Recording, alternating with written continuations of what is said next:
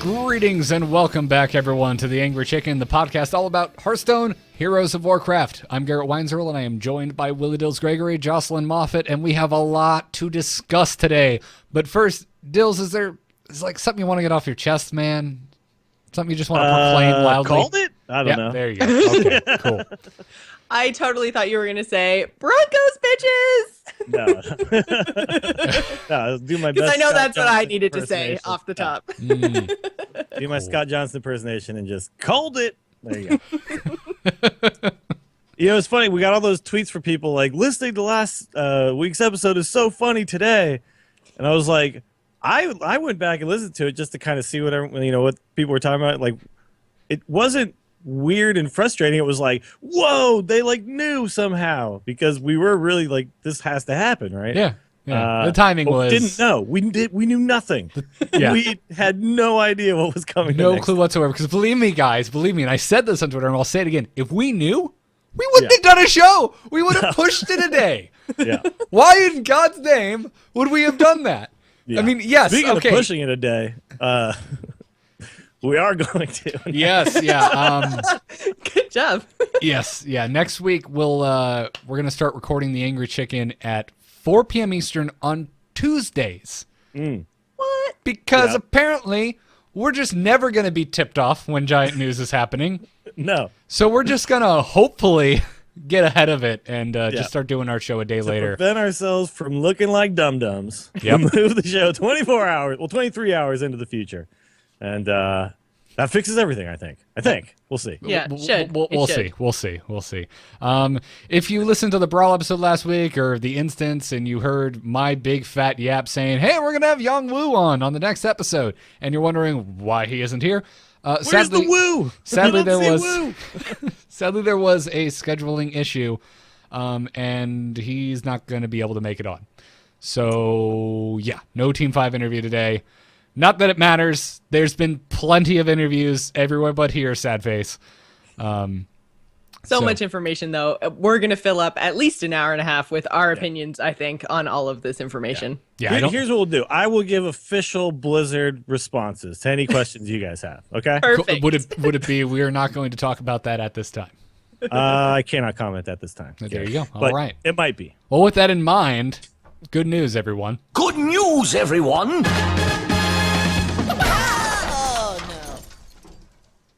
Holy shit, guys, new formats are coming to Hearthstone. New formats are coming to Hearthstone. New formats are coming to Hearthstone. I should have changed the end of that bumper to be like, oh, yeah. Or like the beginning of Entourage just goes like, oh, yeah, for a whole bunch of minutes. Yeah, that would have been good. Anytime we have happy news, I should just do that. I'll just make like a happy and then a sad news bumper. Oh, yeah. Yeah. There you go. Like a little Randy Macho Man. Yeah, in there. man. Great. Yeah.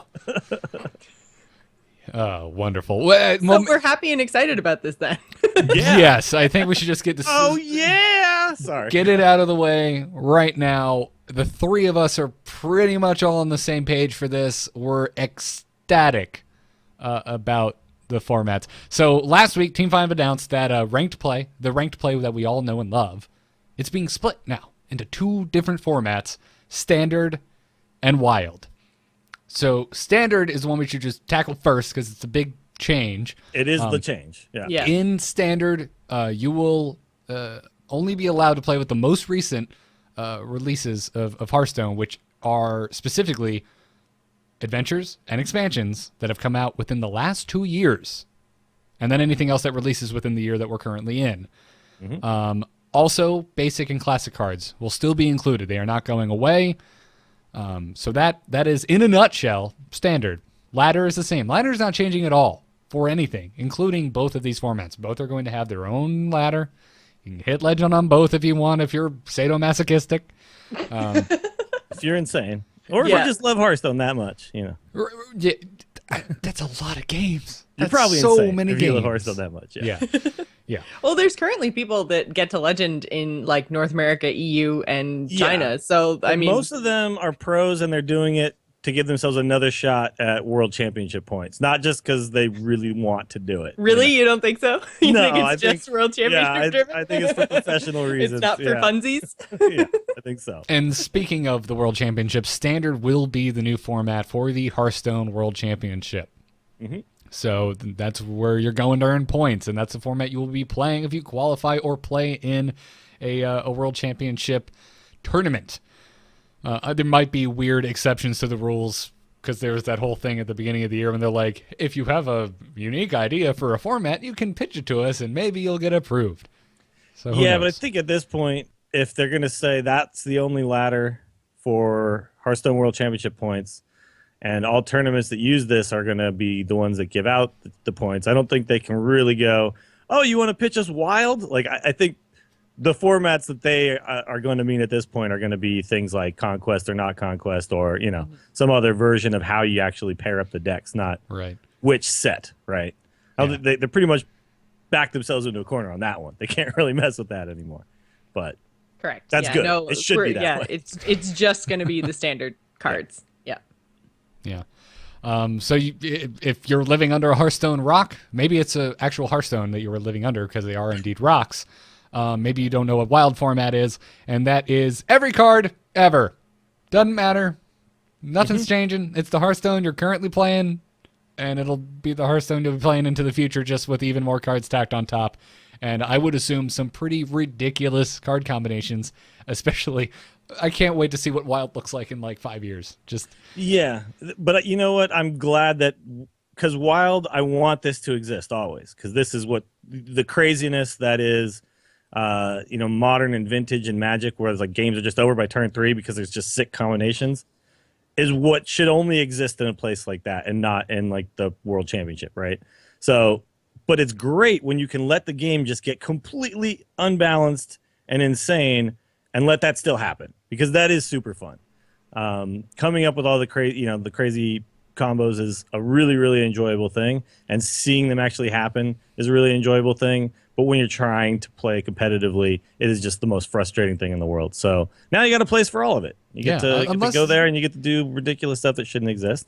And it doesn't matter. It's fine. And you can still do it in somewhat of a competitive environment, because you are still going to have a ranked ladder tied to wild format. So you can be wild and crazy and fun and still competitive at the same time. Like, I'm sure we're going to see two totally different metas evolve, and we're going to have the same sort of thing that we do now with constructed decks and crazy fun deck building, and everything is going to be awesome in just two different places now. It's going to be so great. I can't wait. Yeah, we'll probably see wild tournaments pop up all over the place. They won't be obviously Hearthstone World Championship point giving tournaments, but I'm sure we'll see plenty of wild tournaments. A lot of people will gravitate towards that. You see this in Magic. Some people just love the crazy formats, and some people just play the standard, and that's really what you see like at the high level tournaments. Although we just recently had the modern one, which was whatever. And I'll talk about that to you off the air, because I just play limited. I'm still not getting my analogous, so you're not gonna get any of that, format yeah. in. So we in still don't have that in Hearthstone. Nope. All right, you know what? Damn it, Blizzard, give me limited. I'm not happy. Oh with my this. God. Dills is joking. I'm Something else serious. to me. At this point, like, I'm really happy about this. Still not good enough. Still not not good yeah. enough. No, but this is amazing and a huge step in the right direction. Absolutely. And, everything about this is good. I want to preface that with all of what we say. I believe all of it is good. Even the stuff that we're going to address later, where people are complaining, Yes. I still think is good. Yeah. Absolutely. So in terms of what you need to know about both formats, still gonna have a rank. You're still gonna be able to earn your ranked chest. You will only be able to earn one ranked chest though. So whether you say you hit rank 5 in wild and hit rank 10 in standard, you're gonna get a rank 5 chest. It'll take whatever your highest rank is between the two ladders and reward you one ranked chest based on that. You're not gonna get two. Which I think is smart. I think it would be kind of rough to incentivize really pushing both ladders. I'm glad for this one too, because I wouldn't want to feel like I'm missing out by not grinding both ladders. Like and I think the way it'll probably work, and this is all just conjecture, but if you've hit rank 5, when you hit a new rank that you haven't hit that season, the little stars go up, they like elevate and they explode, and it's like, oh, here's your new chest. If you've already hit rank 5 in standard and then you do it in wild, I don't think you'll see that animation. So basically, they could just see that animation, once on your account per the ranks you go up. So it'll seem pretty clear, I think. I would think so too. I would think so. So also, this is not affecting Arena in any way. I kind of wish it was. It would be fun, I think, and I think there's enough people playing Arena to have 2 versions, a standard Arena and a wild Arena. I would even be fine with them just saying, well, Arena's just standard now. Like the card pull, I would just like the card pull to be in flux in Arena. I guess I would be okay with that too, but I guess I also feel like it's taking away something from me, That's I don't know. True. I mean, I definitely am down for options, but I also I wouldn't mind.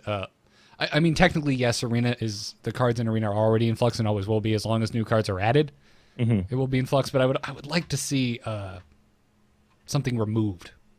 I'm just this. Yes. I guess I'm just really excited about the idea of Hearthstone with like less cards.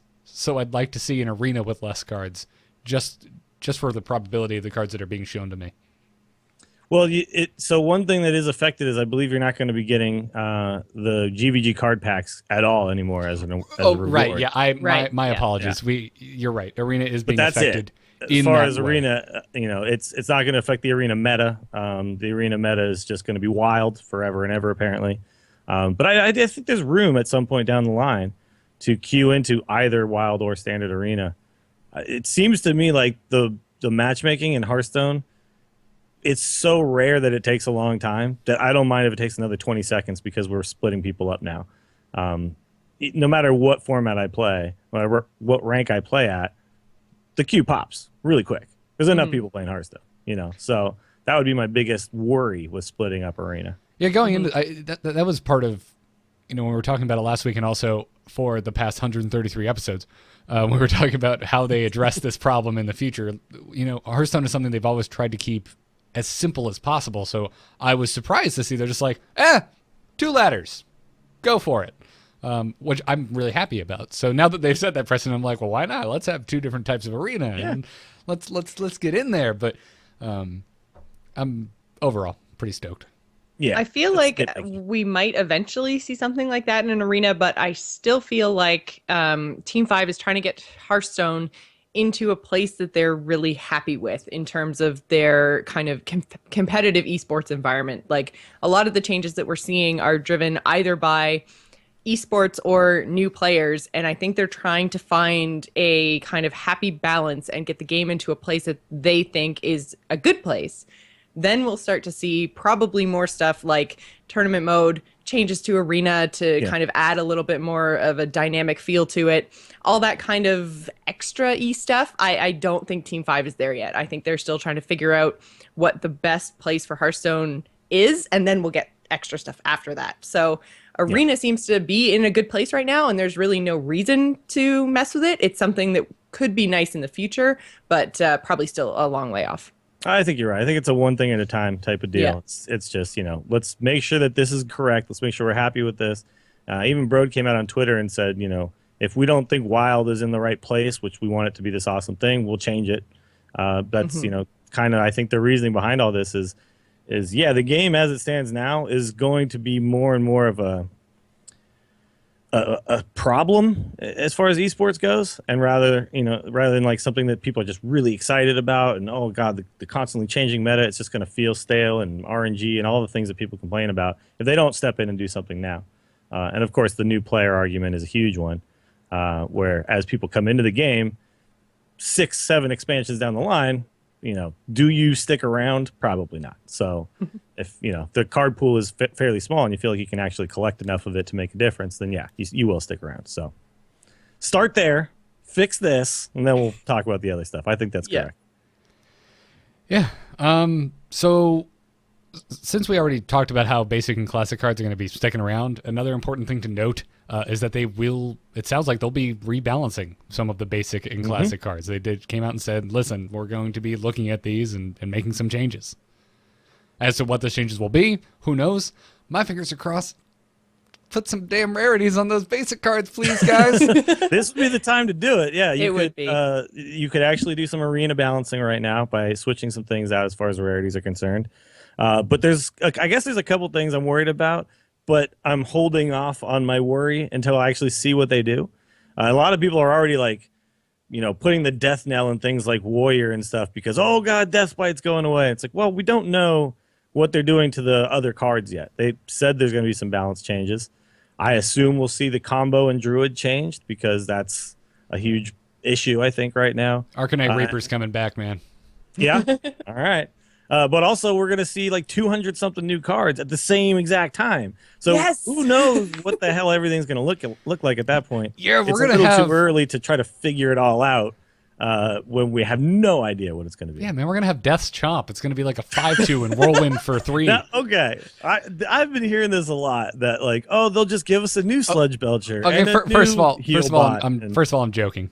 Yeah, no, but I don't think but that argument is all over the place. Argument. Yeah. I don't think that they're going to straight up give us a new Belcher or a new Deathbite, but I think that there will be cards that just kind of replace them in those slots.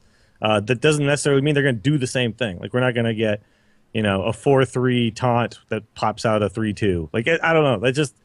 I don't think that's where we're going to end up, like with just cards that kind of do the same thing. Eventually, there will be cards that end up coincidentally doing similar things, and we already have that. And then there's also I really don't see that. There's also the discussion of reprints, which seem to have some people very angry and other people very excited. I don't know. Well, and they've straight up said that they are not. They have no plans to reprint cards at all.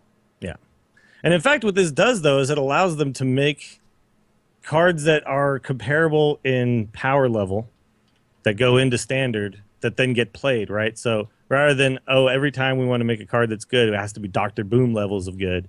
If this was the case when TGT came out, a lot of those cards would probably be going into your decks, right? Because other cards are getting cycled out. But when TGT did come out, those cards weren't that great.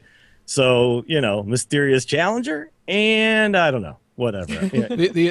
That's kind of what happened to that set, and that was unfortunate at the time. That's not gonna be the case anymore. Cards are gonna get cycled out when a new set comes in, so you don't have to make them crazy OP.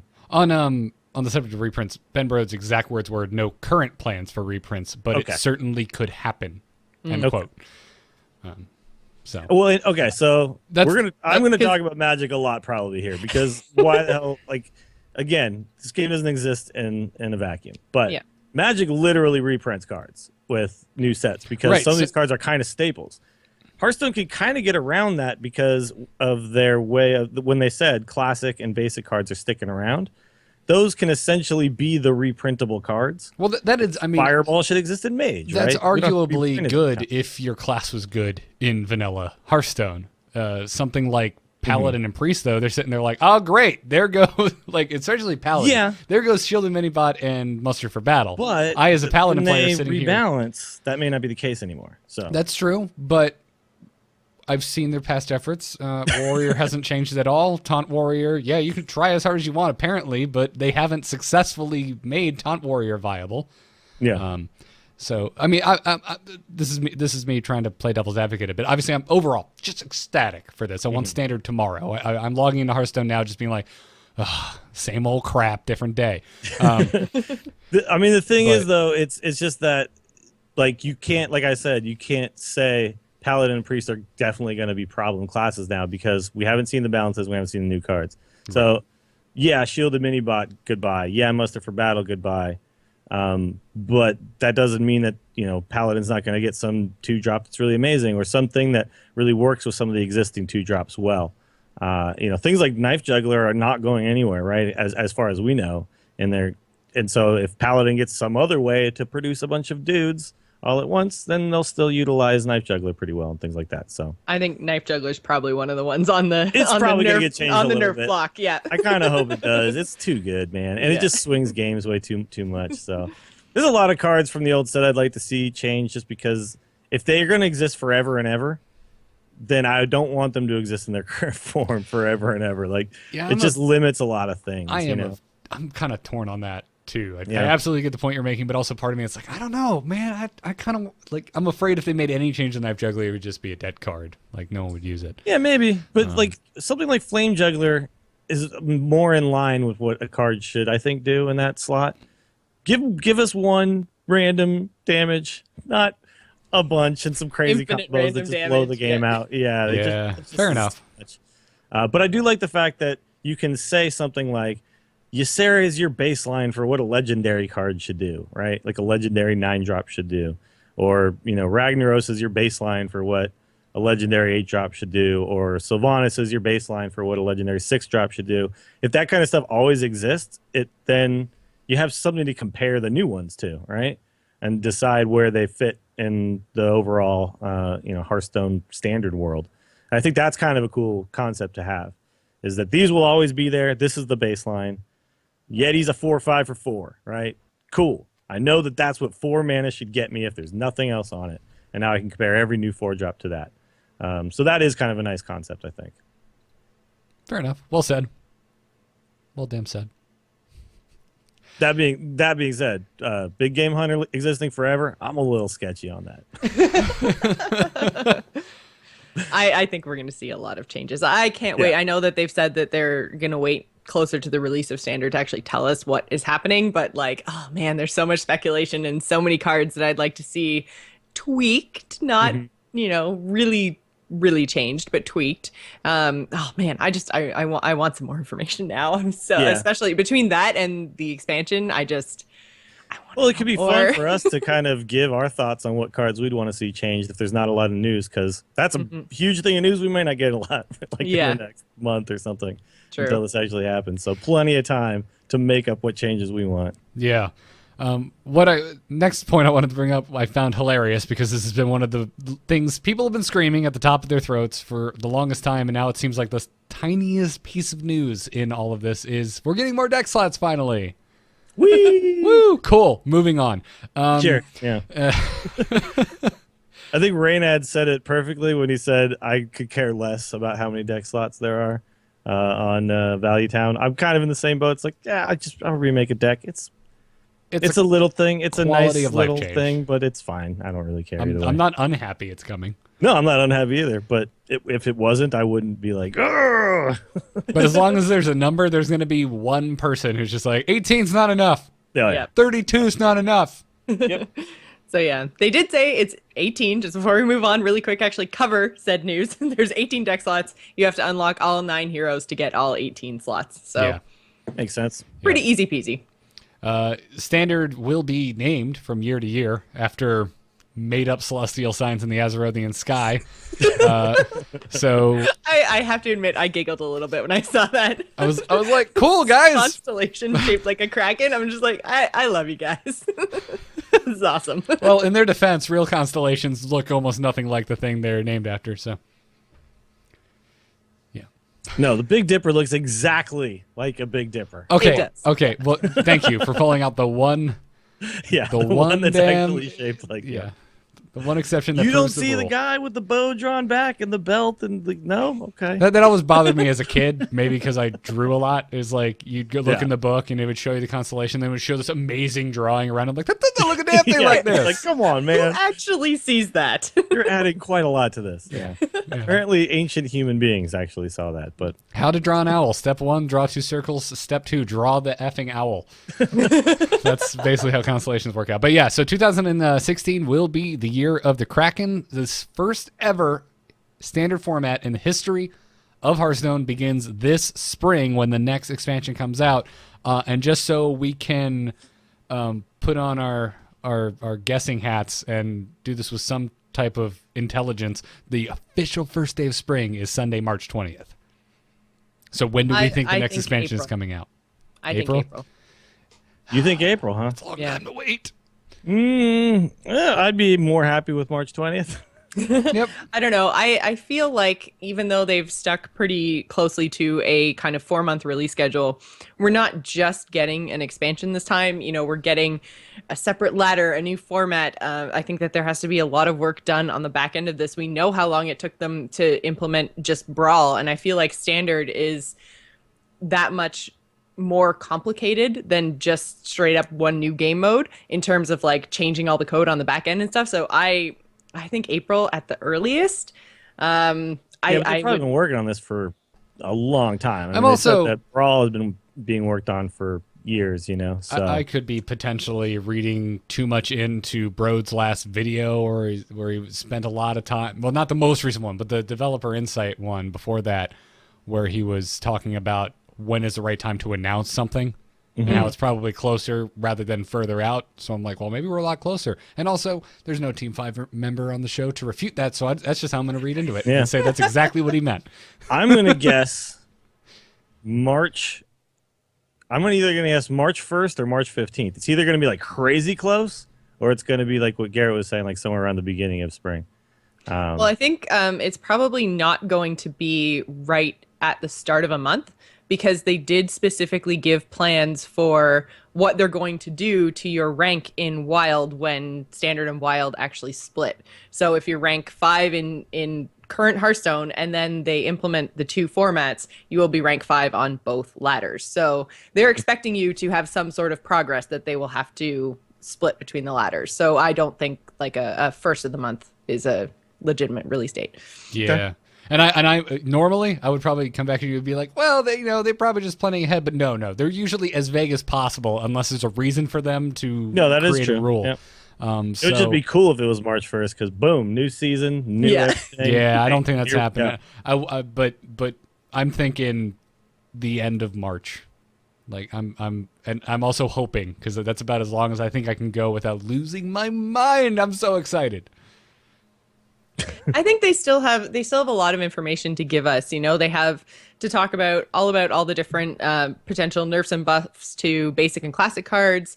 Plus, they've got to actually detail what the spring 2016 expansion is going to be. They've said it's going to be an expansion, not an adventure, so we know to expect a lot of cards out of that. It's so much information. I really think I'm gonna go like kind of early to mid-April, so somewhere between like the 10th and the 20th of April, I think. Cool. If we get it that late, I'm blaming you. Okay, that's fine. I'll need someone to blame. Though, like I think you're right about the rank play thing, but they could give us all the buffs and all the cards like a week before this whole thing comes out, and that wouldn't be out of character for them. Because think about like BlizzCon. Here's all the cards. Yeah. Now we told them about you later. Now the thing's out in a few. You know what I mean? Like, yeah, true. It's not something that's like impossible for them to pull off. So I think, I'm just thinking in terms of previous expansions where it's been such a drip feed of information, like a few cards here and there. They had all the voting, and they tend to seem to draw out the expansions a little bit more. But I think they're not doing that anymore, though. Because I hope they're not. Like Garrett I hate was that. saying, the whole timing of announcements thing is something that they've been paying a lot of attention to. And I think more and more they're going away from that model of drip feed you information over a long period of time. I think it's backfired when they have done it, because it doesn't make people more excited. It just makes people annoyed and frustrated. Like, okay, cool. I get it. That card's out, or going to be out. Can I have it, please? Like, that's kind of how people feel. Yeah. So, yeah, I hope that this announcement means it's not that far. And then, a week before, they just go, here's all the cards and all the changes. Blah. And then we just get all the cards and all the changes. So when are the winter preliminaries happening? Because chat room right now is saying it's just like screaming that at us. When does that tournament actually happen? First of all, I'd be really impressed if they made an announcement, because when have they ever announced anything at a tournament? I don't know. know. Say Right BlizzCon. at the tournament? Yeah, no. But it might be just after. So if we yeah. get an announcement just after, then we could get the expansion. Gotcha. I just saw a Twitch chat thing that said maybe they'll announce it at the winter preliminary. So that's what I thought you were playing off of. But I do agree. Like, they probably wouldn't change everything before that. They would probably wait for that first one to happen, right? And then change some things. Yeah. Yeah, the winter preliminaries in Europe are on February 13th, and here in America on the 20th. Okay, yeah, I thought it was later on in the month. So, yeah, maybe we'll see announcements at the end of February. Yeah, maybe into a March release. I don't know. I'm still thinking April. I think whenever we get the announcement, it's going to be really close to release, because that just seems to be how they operate now. Mm-hmm. Yeah. Honestly, that's why I'm thinking that we're going to get the expansion sooner rather than later, because they announced it. And I don't see them sitting on this for that long. I don't know, because another part of me, I saw a lot of people say, oh, but I just crafted Dr. Boom. I feel like now that it's, an imminent thing that's going to happen, they're taking cards out. They're giving people as much notice as possible so that they don't have people crafting GBG cards. That is a good point, because they haven't said that they're going to be giving any dust No, they've actually said that they won't be changing any pricing, giving any sort of rebates, nothing. So, Well, wait, but I they think- haven't said that they aren't going to allow you to disenchant for full price. I don't see anything about that. Like when the change actually happens, I kind of expect the first one that it's reasonable for them to say, if you want to disenchant any card going out of standard, then you'll get full price for it, which is only one adventure and one set. So I'm it's not like a huge deal. 99% sure I saw them say they weren't going to do that. I'll have to try to find it. I think I Or saw chat that. room. You can Chat room find can it. try to find it because I'm pretty sure that that's what they said, that there wasn't anything that they were going to do in terms of disenchanting or anything. Well, I know Because like everything you're is not gonna be still able to- useful in wild. So but you're not gonna be able to buy the stuff anymore. But like, so I feel like it's reasonable in the future because people know that eventually these cards are going to go out of standard to no longer ever offer that again. But I also feel like it's reasonable the first time it ever happens to actually do that because it's not that many cards. It's one adventure. I know you will be able to disenchant adventure cards now, but you like whether it's full price or not, I don't know. But I feel like it is reasonable to do that the first time because a lot of people had no idea this was ever going to happen, right? So. I'll use an example from my chat. Mitsula crafted Dr. Boom like 4 days before the announcement and is super bummed about this because he's a free-to-play player. I found Okay, the link. so- It's right here. Zaraya on the official forums. There will be no full dust refund for Naxx or GVG cards. Ah, boo. I think the only thing is that there would be when they make changes to classic cards, like when they nerf things, that's the stuff that you're going to see as they've done in the past. That's the stuff that you're going to see the discounts on. And while Dills, I absolutely agree with you and all the points you made, and I would love that personally. I kind of think this is a precedent they have to set to stand by Wild as a format. I think if they offer a refund that's kind of saying, well, Wild's not that important. Yeah, I could see that. I guess like the argument I would make is for a lot of people, Wild won't be, right? So I do see what you're saying. Like a lot of people are not just not going to play See, Wild. I disagree with that.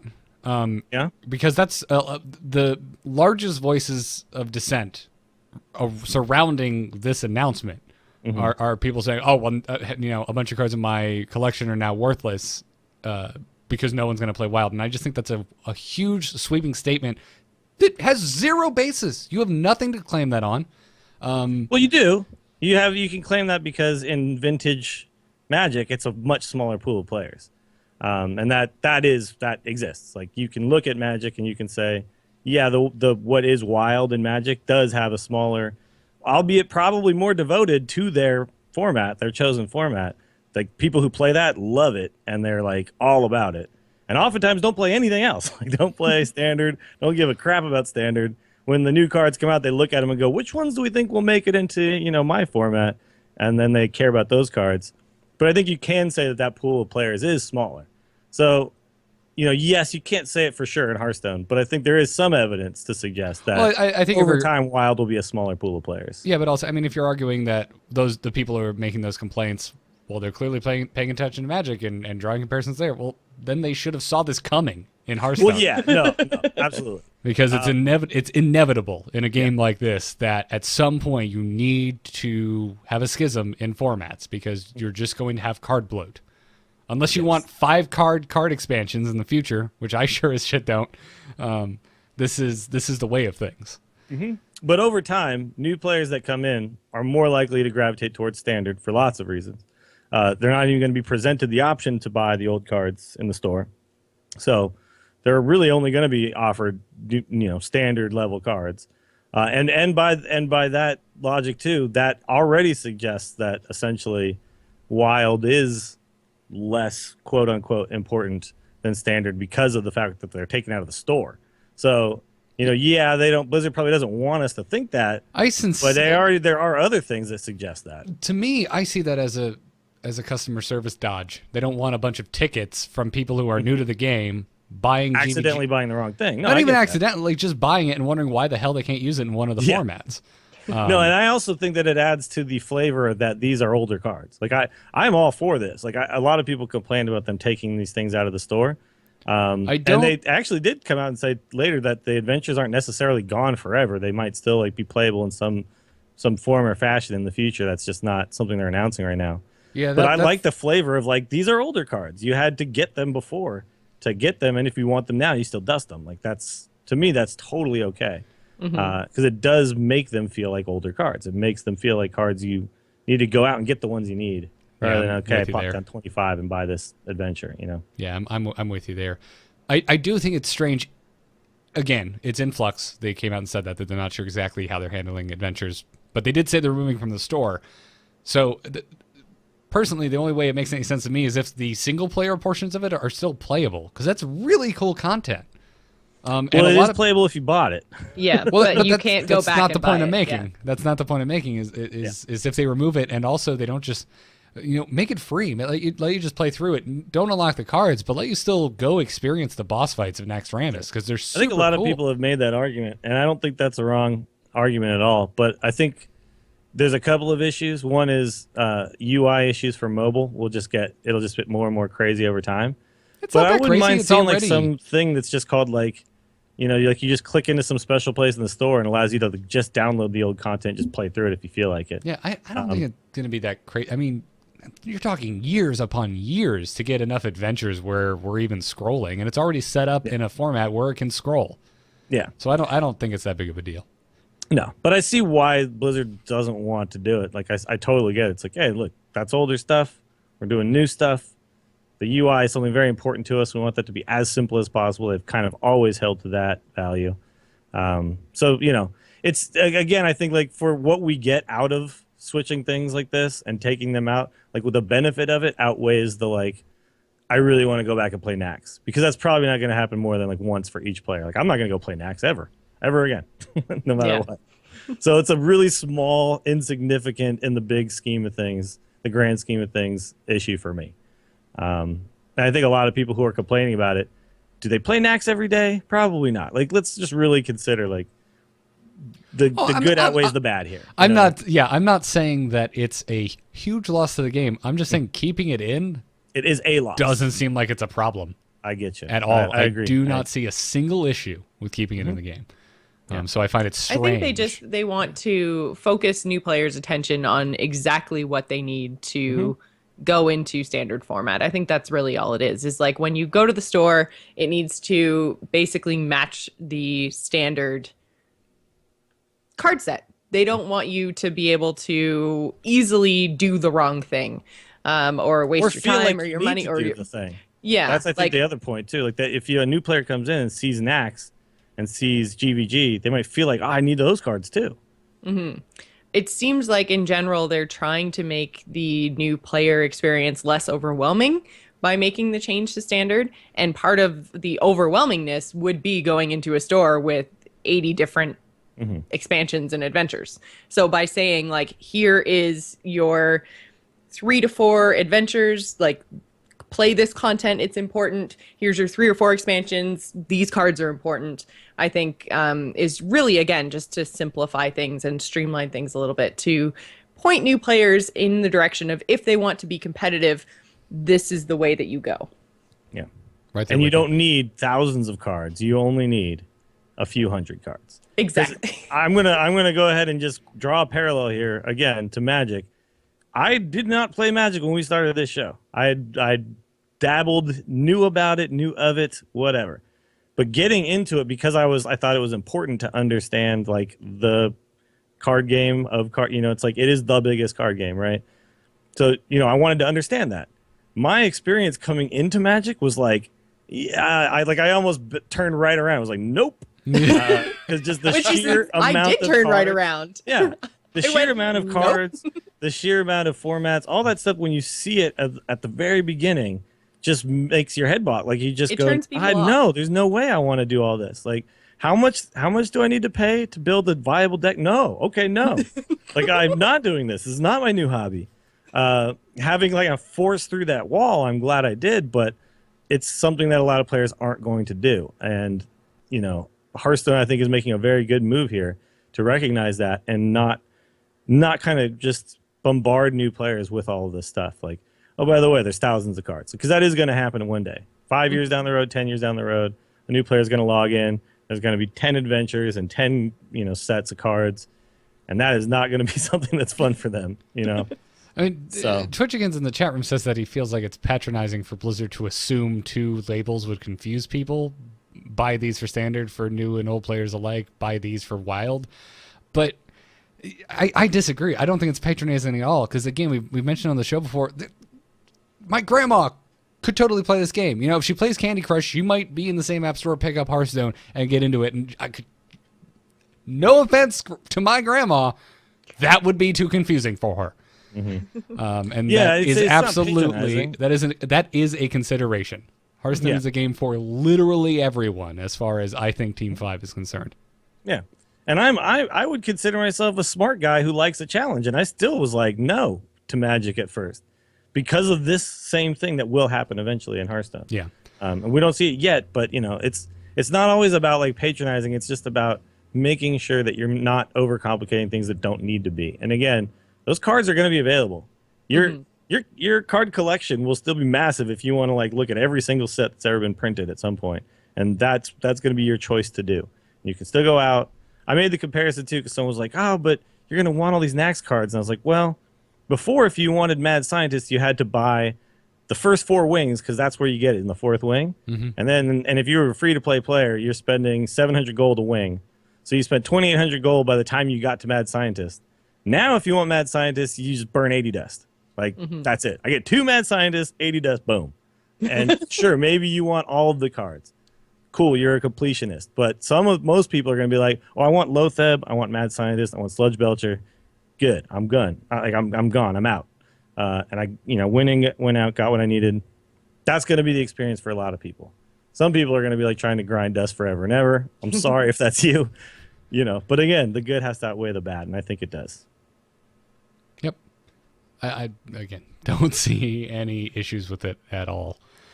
But Garrett's taking pot shots at grandma. yeah, I'm laughing in the chat room. Taking pot shots at my grandma. Sorry, Graham. Stupid grandma. I love you, Graham. You don't know how to play Hearthstone. I love you, Graham. Sorry. If anything, I'm taking pot shots at people who play Candy Crush. That's true. Yeah.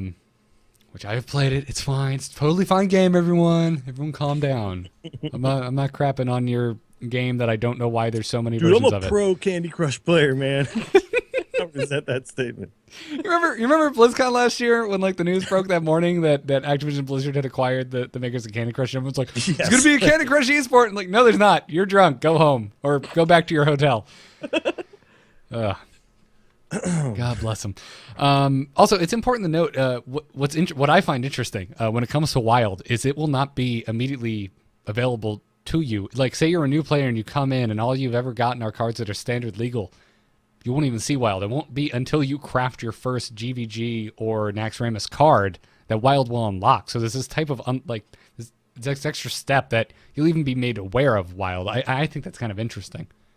Yeah, it's cool. I'm for that too because again, a new player comes in, they're not going to think that it's something they have to do. Yeah. If it's a game mode that already exists, they're going to look at it and go, "Oh, what is Wild?" And they go in there, and they get beat down by insane combo decks. Yeah. like this game sucks. So that won't be their experience there either. Yeah. It'll be good. Yep. So Ben Brode sat down with PC Gamer and yapped on all about Standard and Wild and all that jazz. And I'm not going to go point for point because there's a lot that he talked about. So I recommend you go and check out everything. But I want to jump straight to his comments on the Druid combo. Because that's exactly where my brain went when they said, and basic and classic cards are staying. I'm like, damn it, Zoo and Druid, still going to be a thing. And on that, he said Druid is one of their biggest concerns in terms of creating a more dynamic game because their core cards are mostly basic and classic. So I saw this and I'm like, oh my God, it's like he's reacting directly to the last episode of The Angry Chicken. I'm so happy. And he also said that straight up, they have the strongest set of basic and classic cards of any of the classes. Who would you put underneath that? I would maybe Mage because of Fireball and Mage, Flame Strike. Yeah. Yeah, I mean, Mage has Fireball, Frostbolt, Flame Strike, Blizzard, and not to mention, like if these legendaries all stick around, Archmage Antonidas is a completely viable legendary too that can totally like mage could essentially always have freeze mage for the rest of time as a viable class without very much help from anything else. They don't really. Alex Strauss is still there. Fireballs, Archmage, Frostbolts, all that stuff. Mad Scientist goes away. Healbot goes away. Like that's fine. They still have Ice Block, still have Ice Barrier. Mm-hmm. So that singular deck and combo Druid and Handlock, those could exist for the rest of the time with just pretty much classic cards.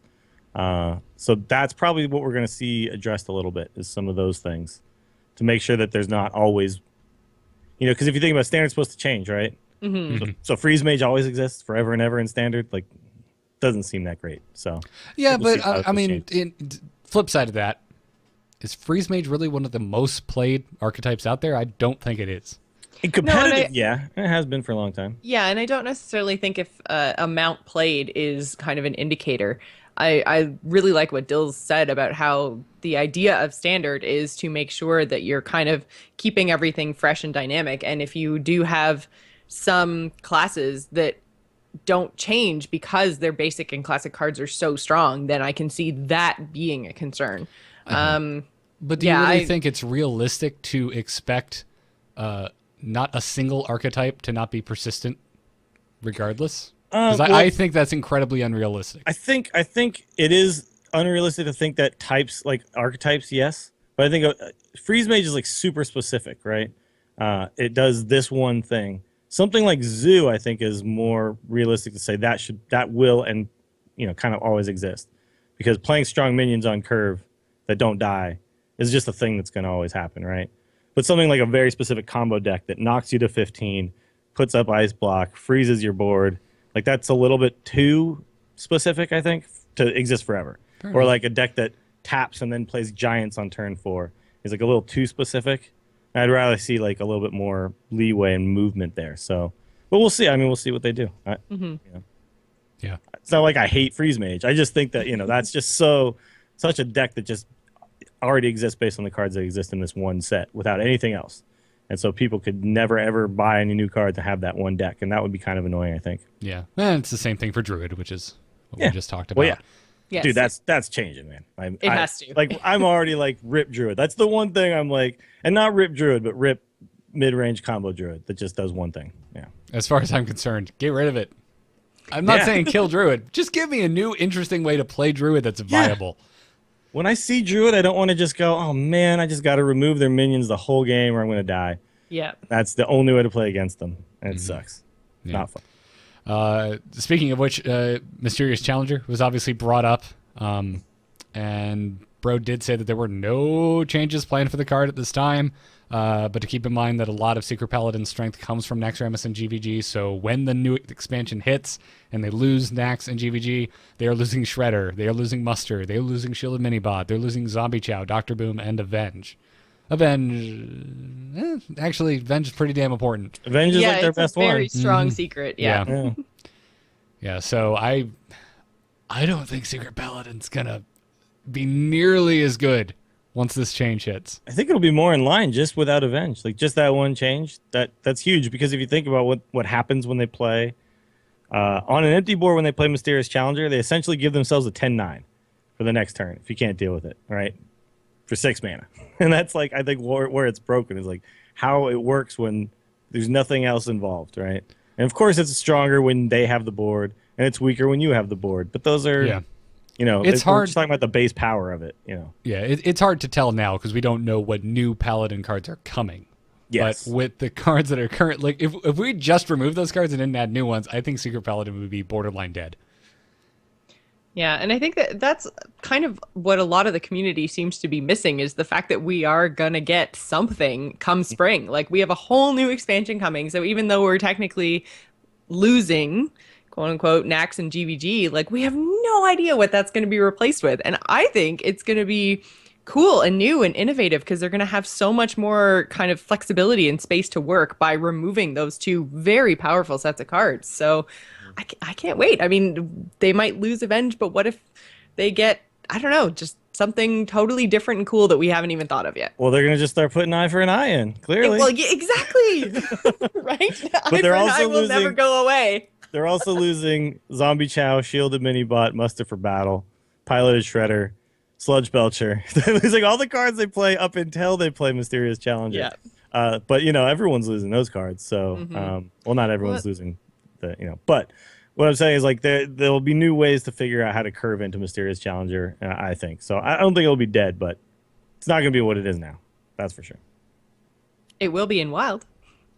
Wild will be still going strong. Yeah. Yep. I'm not gonna lie, guys. You There love will, your secret pallies, then there's a format for There's you. a place for you to play. I absolutely have the itch to play Secret Paladin every now and then. I'm definitely overall completely and utterly burnt out on it.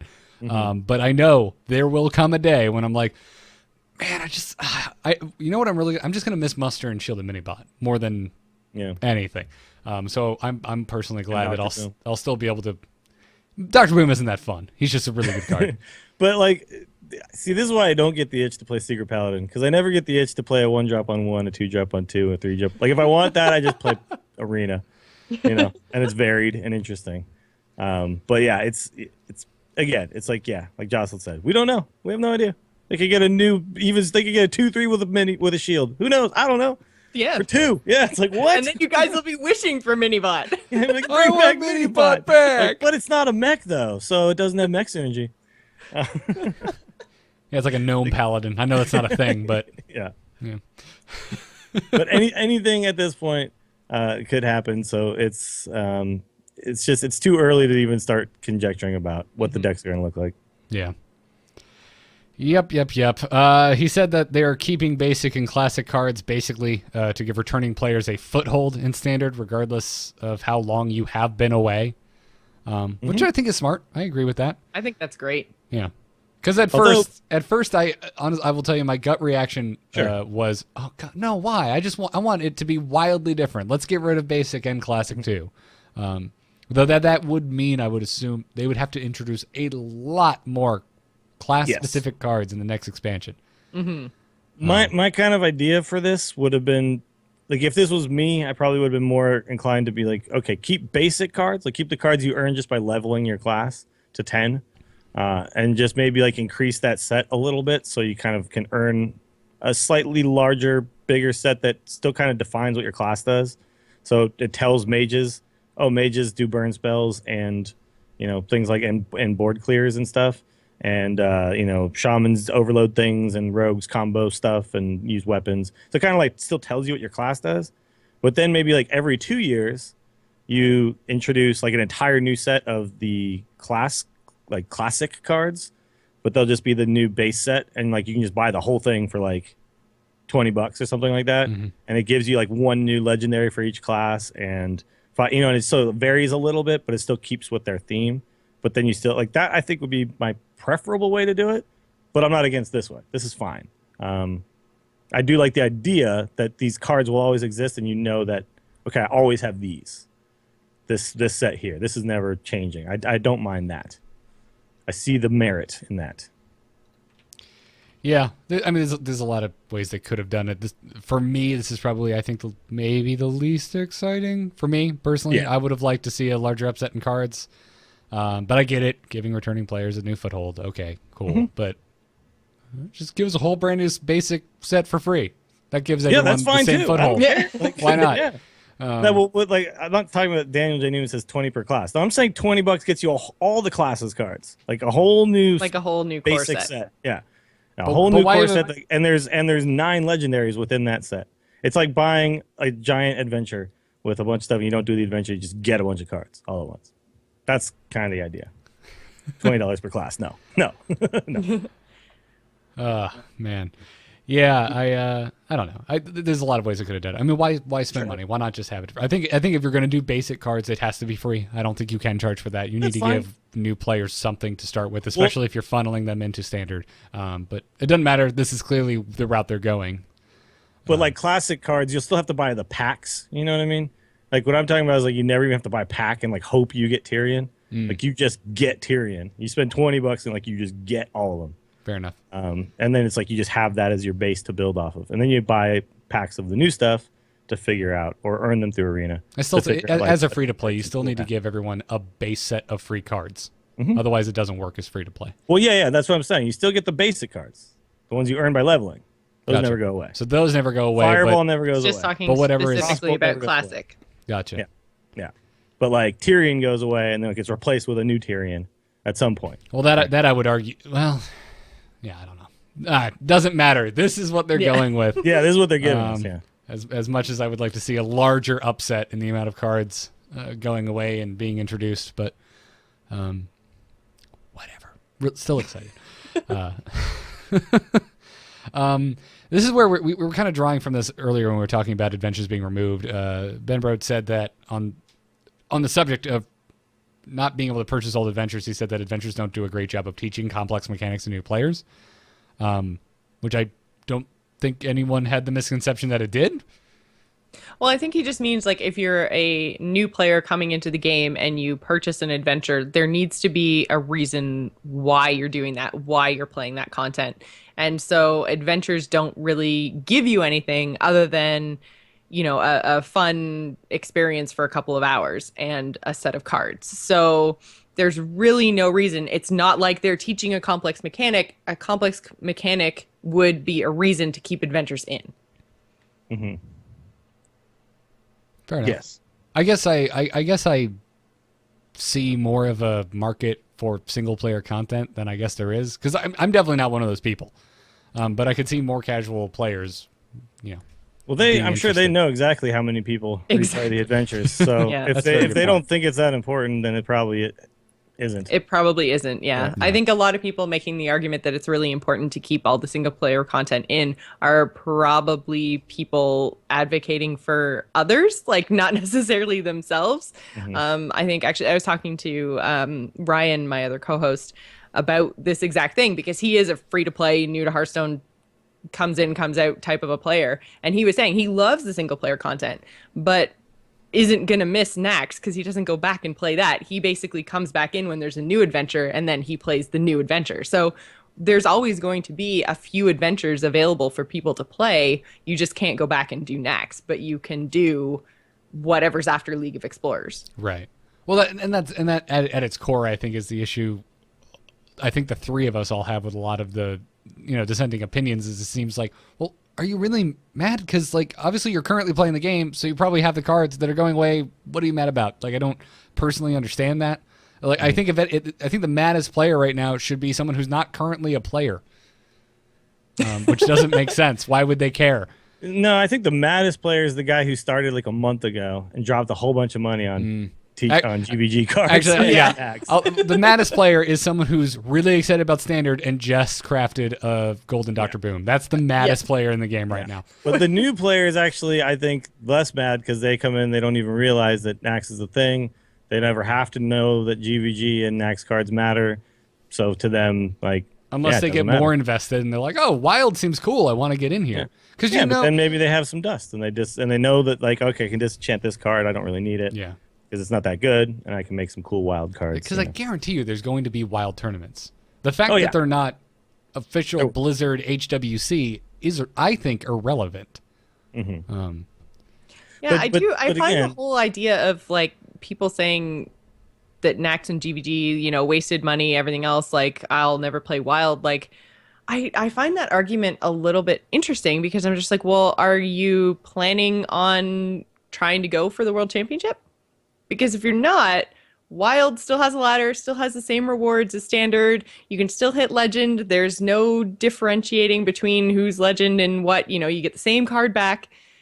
I find it a really interesting argument. People saying like, oh, well, Wild is just a dead format and no one's ever going to play it. Like, No, why it's not. wouldn't you play it? Like, it's And it probably won't. going to be a whole hell of a lot of fun. They will never be dead. Yeah. As long as there's millions of people playing this game, and there's two formats, people will be playing both of those formats, and fun will be had in both. And the game is not getting less accessible to new players. It's getting more accessible, if anything, to new players because new players have less to earn, and they have a format they could like. You don't have to play both, but it's impossible to play Wild, right? And eventually, it will be like impossible to play Wild, but new players will at least have a place to play, right? Yeah. So, it's like if I start playing golf. And they were like, "Oh yeah, we got this awesome golf course. Yeah, you hit from these tees. We call them the blacks. They're also called the tips. The hole is 700 yards because that's what Tiger Woods hits. You know, that's where he hits from. That's what you have to do. Like, that game is inaccessible to me, and that's kind of what Hearthstone will eventually be. Is just like, what? So I have to have this and this and this and this and this, and I have to be able to, like, no. So that's what non-Magic players feel like when we make Magic analogies on the show. I don't understand a word you just said. What? I know. Yeah. Both Garrett and I just went. But I mean, just anything. If you walk into any hobby and then they tell you have to be like the most advanced person doing that hobby, then it's a turnoff. So it doesn't matter what it is. Like I want to play baseball. Okay, well, we got this little league. The pitchers throw 99 miles an hour. Like, you can't do it. You know what you just expressed is exactly why I don't play League of Legends or Dota. Like, right? Yeah, that's the exact experience I had. Like, I got in, it's like, Garrett, scrub, you don't know about last hit and farming creeps. Yeah. If I didn't have like someone like Kyle coaching me in Dota, I would have been completely lost and given up immediately. And even with Kyle, I was like, I kind of follow, man. I kind of follow. Yeah. But see, you need a putting green and a driving range, man. You need like all right. I understood those words that just came out of your mouth. So okay, you haven't lost me now. All right, we're good. We're good. Any other points you wanted to pull out of this PC Gamer Ben Brode interview before I move on? Because he talked about so much. He did, and a lot of it tried to kind of pull the important things out of the interview, and even that seems like so much information. Well, and a lot of it we already kind of discussed in passing. Mm-hmm. I think maybe just balance in general, because I know for a while we had kind of some big discussions around whether they even balance with Arena in mind. So this time they've actually come out and said that because Wild format is supposed to be exactly that, there's a different level of tolerance, and so they are balancing based on their competitive World Championship format, which is standard. So they may not take crazy combos in Wild into consideration when creating cards for standard. Right. And I hope they don't. Fair. Yeah, I know. I want crazy. That's what let that be insane. Yeah. That's personally what I'm most excited about in Wild, is to see just the stupid stuff that happens 5 years down the road. When they don't have to worry about balancing around any of those cards ever again. They can just put out the new stuff. I can't wait for the card that like deals 15 damage. So when you have Alexstrasza and that card, you just win. Like, oh wait, I got it. Before you read War and Peace, you got to read Green Eggs and Ham. Okay, did those words make sense? Do you understand what I'm saying? Okay. Right. Yes, there you go. Cool. Yeah. Okay. Thank you. Thank you very much. Before we move on, let's thank Squarespace.com for supporting this episode of The Angry Chicken. You can go to Squarespace.com right now, build yourself a great website, and use the code TAC at checkout to get 10% off your first order. We use it for amove.tv and all of these podcasts, so we thank them for supporting the show, and you should go check it out if you need to build yourself a nice website. Yep. Did I ever tell you about the year I was about to retire from football, and then I won the Super Bowl?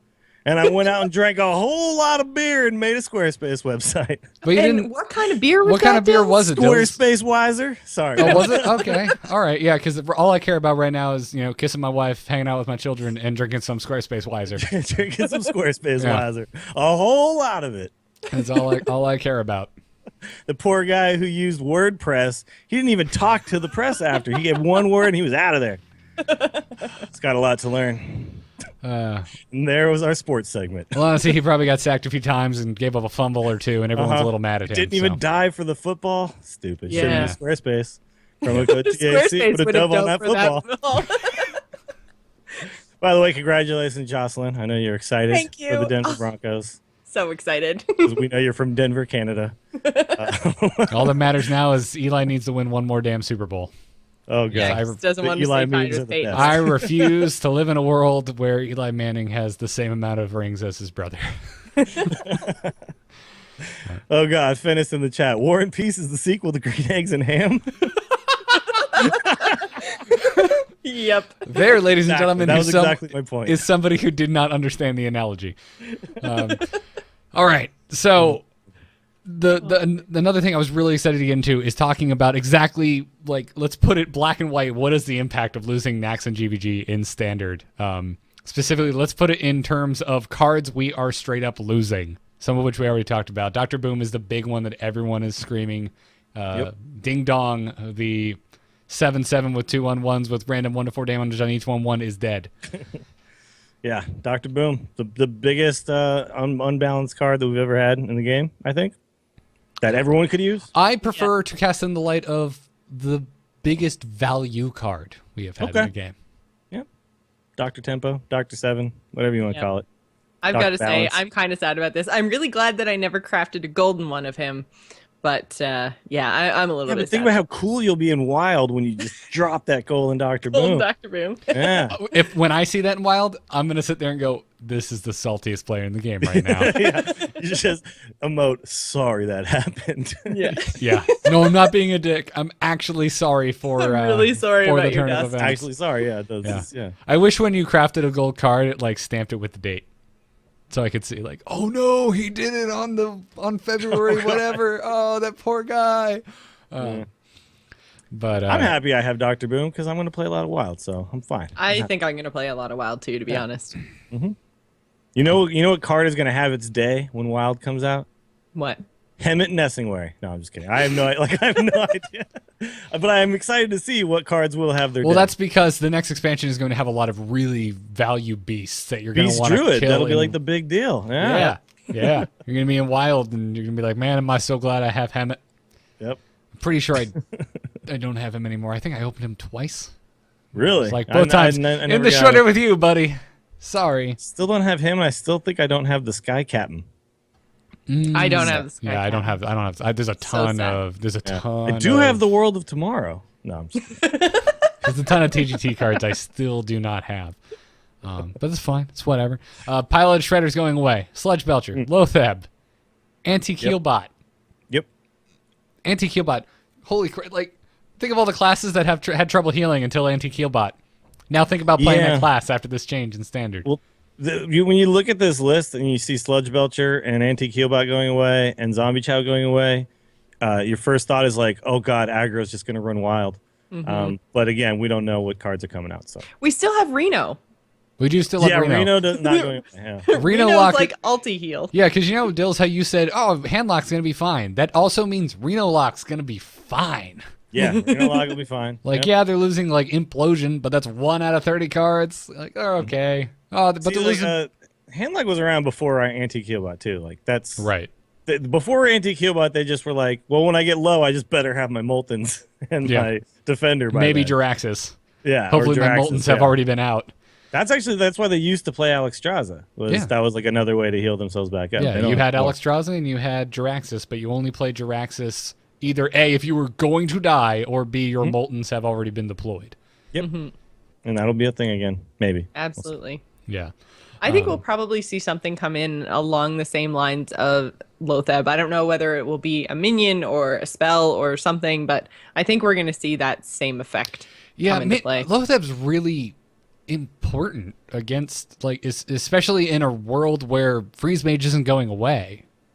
Yeah, Lotheb he's really important for the combo-y decks that kill you in one turn with a bunch of spells, but he's also really important in decks that get their damage only from minions to protect the board. Once they build the board, they protect it with Lotheb, because then all of a sudden all the board wipes are essentially ineffective anymore. So something like Lotheb being gone changes the face of the whole damn thing. So we'll see what they do. Yeah. They'll do something. I think they'll do something, yeah. Yeah. Mad Scientist going away. Whew. I'm glad about that though, because Mad Scientist like enabled secrets to be really OP. I think in a lot of ways. Like if we want to talk about how we had all these emails about secrets being tempo wise a little bit OP, they're really only OP in my opinion because of Mad Scientist. Because you got a decent 2/2. It's not great, but it's not that much of a penalty to play a 2/2 that then draws a secret for free and plays it. So It made you, as, say, a Freeze Mage, you knew that you were going to pull a Ice Block at some point, and, you know, you didn't have to actually draw it. And I think that's where, if Mad Scientist, even if it, like, pulled from your hand, it wouldn't have been as strong. Because, like, just knowing you pulling from your deck and knowing that just by putting it in your deck, you're guaranteed to pull it out, like, that's... yeah. Gives you Crazy, 6 crazy, draws crazy at powerful. your secrets rather than just 4, and then you don't have to, and then it cheapens the mana cost by a bunch and gives you the body. It's an insanely strong card for Mage at least. Yeah. Hunter Creeper is going away. All right. So here's the other thing too. I'm kind of excited for new 2-drops to have like some chance to be played. because in a world where you had Haunted Creeper, and Knife Juggler and Shield and Minibot and some of these other Mad Scientist. and Mad Scientist, these OP 2-drops, like no new 2-drop has made it into the meta in a really long time. Yeah. So like Flame Juggler will like have its day in the sun pretty soon, I think. I think so, which I too. think is cool because it's a good card. I think it's a cool card. Had that come out against me against a aggro shaman today. That game did not go well for me. I actually played 2 Flame Jugglers in my aggro shaman now too because you don't. The Knife Juggler is not usually going to get you more than 1 juggle anyway in that deck. I didn't know you play aggro shaman. We can't be friends anymore. Oh, I'm sorry. Yeah. It's when you're facing nothing but Secret Pally and That's okay. and Yeah, I was gonna sometimes say. you just go, you know what, F you, burn your face. Yeah, I was about to say it's okay. I'll just play Secret Pally against you. Okay, And we can just hate each other. that's fine. Yeah, but I'm just gonna. I hate you so much, bro. You'll I be hate dead you by too. turn 6. Just trust me. Yeah, I probably will. When you play Mysterious Challenger, you die. You're like, Although- yeah, Mysterious Challenger. I'm like, yeah, but Lava Burst. but Lava Burst. I will be near you, so you might just draw like I draw when I try and play Face Shaman. Oh man, yeah. So I draw so well with that deck. I don't know what it is. it's I play called Druid and I never have Wild Growth or Innervate. it's called not play- being Garrett. I play Face Shaman. I always have Doomhammer. Like I always have it. It's great. I lost that game, and I even had Acidic Swamp Booze against his Doomhammer, and I still really? lost that What game. did you do? Equip another one? No, he just had double Lava Burst, and I still died. Yeah. So it didn't matter. And both of his Flame Jugglers hit my 1/1s that I needed to clear off his other little shit minions. So Well, by the way, though, Crackle's gone. So Yep. yeah, Crackle's gone. that's one of the face burning tools. Thank God. See ya. May you never return.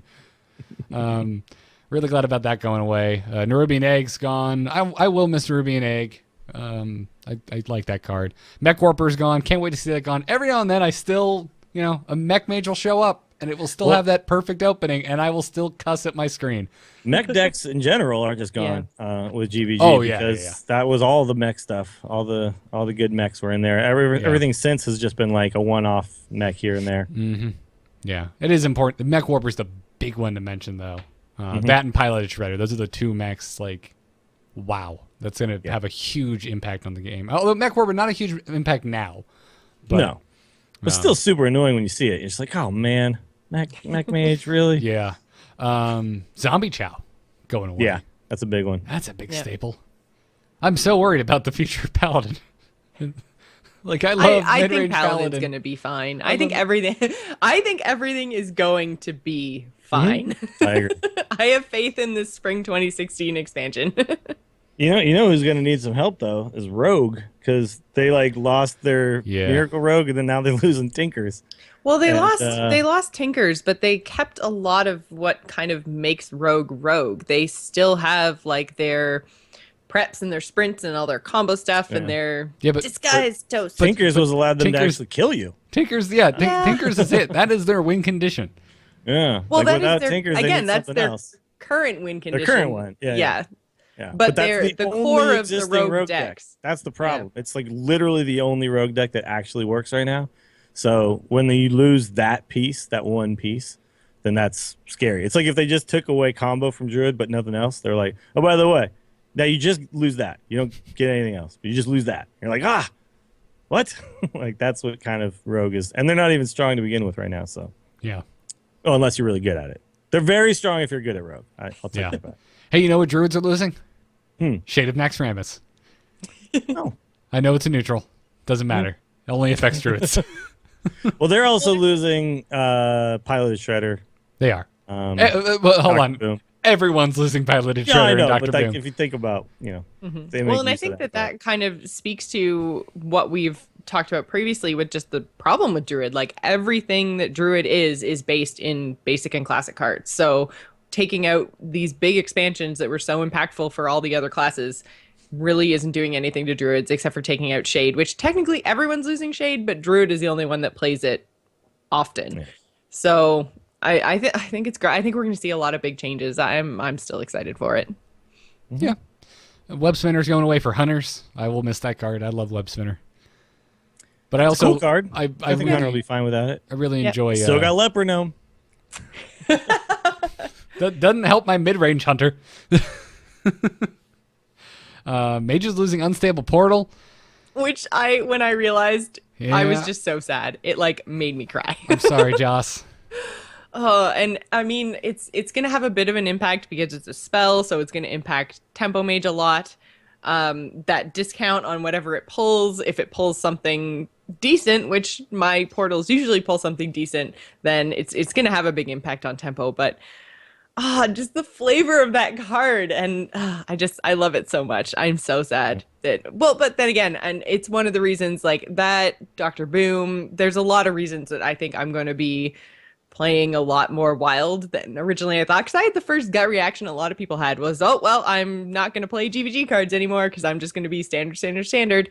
And now I'm kind of thinking like, I feel like standard and wild might have actually like fixed casual. I feel like casual will actually be casual mode now because people who want to play like fun, crazy decks are going to go wild and it's going to be so good. So I think I'm going to spend a lot of time in wild and I'm going to feel good about it because I'm still getting ranks and rewards and everything else. So casual is going to be where people test their standard decks. That's Yeah, like you I think think that's so? still going to be the same thing. Yeah, I think so as well. Test their meta standard deck that they don't want to lose ranks with because they have not played it before. Or I mean, That's- have we heard of casual? Casual's not going to have any restrictions, right? As far as I know, you'll choose standard or wild, and casual will still in casual. represent Okay, standard or gotcha. wild. Yeah, Gotcha. Okay. yeah. So you can have so the standard wild casual standard choice and, happens and first. casual wild. Yeah, Gotcha. you're like in a whole wild or not wild area, and those two buttons like exist.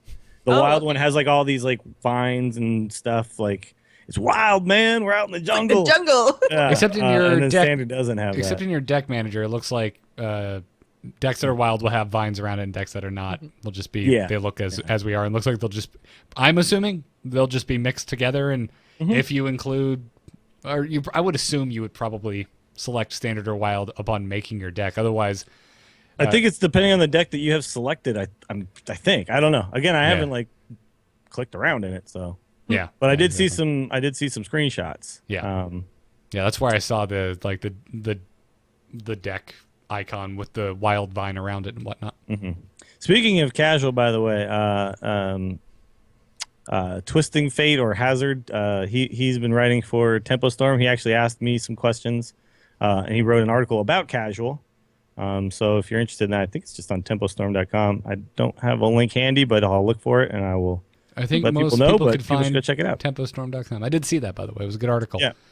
He cited us and me, and it's basically about some of the stuff we've talked about on the show in the past, and some of his ideas too. But essentially, like, casual's not casual right now, and it would be fun if there was a true casual, and some ideas around that. So check it out, everybody.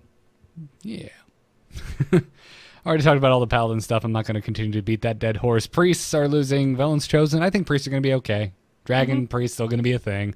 Control priest still going to be a thing. Yep.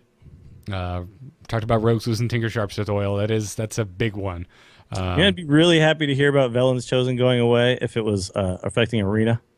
'Cause I hate that card in Arena. Every single time they play it, I'm like, well, I lose. I am right there with you, by the way. Oh, a 4/12 Death Lord? Yeah, I can't deal with that. Yeah, because most of the time I see a priest, I'm like, this will be fine. It'll be fine. And then I'm like, oh, yeah, duh. Velen's chosen. Yeah. Never mind. Like, that minion will now never die.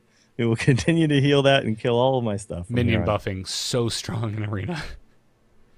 So strong. But nope, still exists in Arena. So Warlocks losing Dark Bomb, Implosion, and Void Collar. Void Collar is a big one here. Actually, all of these are pretty big. Everything. This is, yeah. Mal'Ganis? Yeah, they're still going to be fine, I think, as far as Zoo goes, but they won't be able to do that really cool Demon Zoo stuff that they were doing. And, of course, Implosion means losing a lot of that board flooding potential they had, which made some of the cards like Reliquary Seeker actually playable. And Sea Giant was very playable in Zoo because of things like Implosion.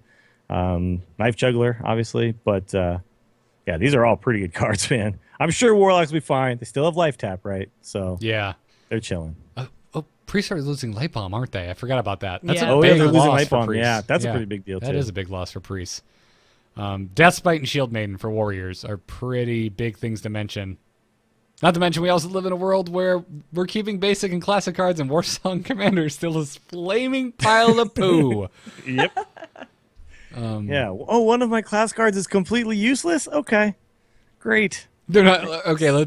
However, what we are not trying to say that every other class's basic and classic cards are all really useful. No, they got some bad ones too. Yeah, no, every Everyone's got class some has bad. some serious stinkers. Yeah. Eye for an eye. Eye for an eye.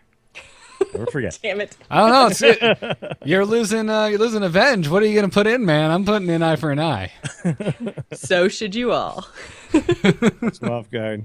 Speaking of Warrior, by the way, Ratsma today was actually like 87 or something wins. Or I think he started his last run with 92 for the 110 challenge. Yeah, and he started. No one has completed. It was with Warrior. So what is that challenge, by the way? So essentially, it's something that Amaz started. You try to win 100 games in 10 arena runs consecutively. You cannot pick a class you have already played if you can. So let's say you've played, Hunter, Mage, Warrior, and then the next selection is Hunter, Mage, Warrior. Then you can pick whatever, right? But if there's something you haven't played, then you have an option to pick it. You have to pick it. And so it's like you try to do it in diversity, and you have to average more than 10 wins a run to do it. And that is really, really hard to do in a row. And Ratsma was like really close. Hafu's been pretty close. I think Merps and Duakta have both been pretty close. But this was the first like real opportunity I think that anybody's had. And he was at 92, and he got Warrior and went 1-3. And it was just so sad. Yeah, so sad. Yeah. Oh, sorry. Spoiler alert. Yeah, it's not spoiler alert at this point. This isn't like a tournament. Yeah. Oh, Garrett, just don't. I hate you people. You people actually ruin the internet. Yeah. Yeah. But anyway, I was watching it live. It was just, I felt so bad. He played like a mage that played patron against him, and he had like no cards in hand, and then pinged his patron, and then like made 4 patrons, and then played whatchamacallit to like put all the cards on the board in his hand. And it was just like, oh god, it was just, I felt the pain because I've been there so many times in arena where it's just, Oh man. yeah. So what he really needed was Warrior not to be an option in that last run.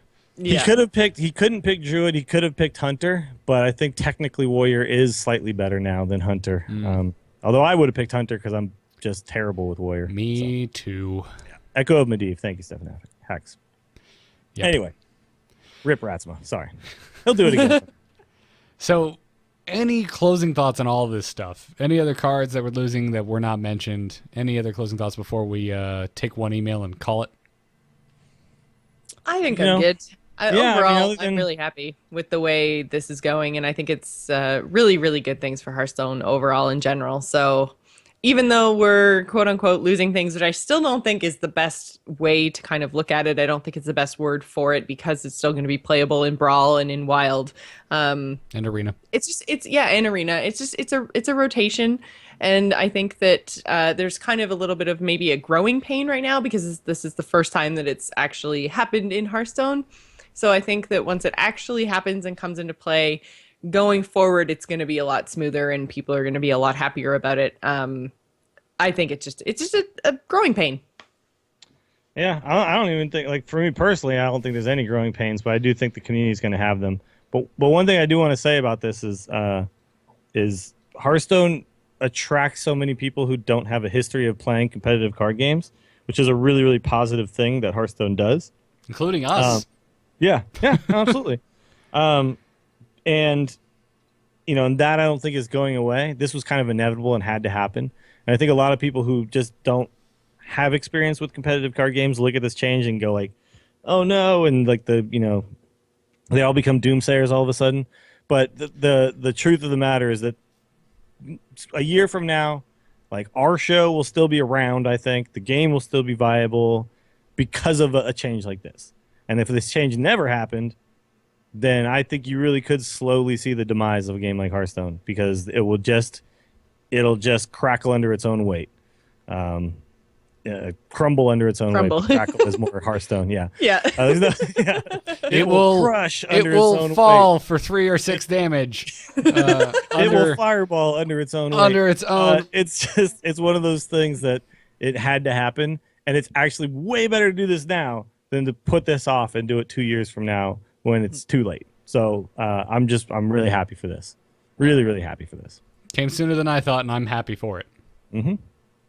So, Before we go into emails, let's thank our patrons for supporting us over at patreon.com/TAC. If you enjoy the show, if you like what we're doing, or if you don't, feel free to support us anyway. That's actually, you know what? Yeah, if you really want to get to us, be a patron and then crap on us, you know? One place we can guarantee we will never get super angry messages is Patreon. That's about the safest place in the world for the three of us, is reading comments on our Patreon page, as would make sense. That and maybe the live crowd at Nerdtacular. That's pretty safe places for us. Good people there. Yeah, good people. Good people. But yeah, that's where you can go if you like the show. If you want to support it, patreon.com/TAC is where you can do so. This episode, we wanted to thank David L., Spencer, Phil V., Alicia S., and Russell G. Thank you guys so much for supporting the show. And thank you for helping us get to all the extra content we've been doing lately, including, Thursday's Brawl episode and so on and so forth. Now, let's round the show out with an email. Hello. Hello, it's me. Hello. Just quickly, do you get my message? Yep. Oh, Hello, brother.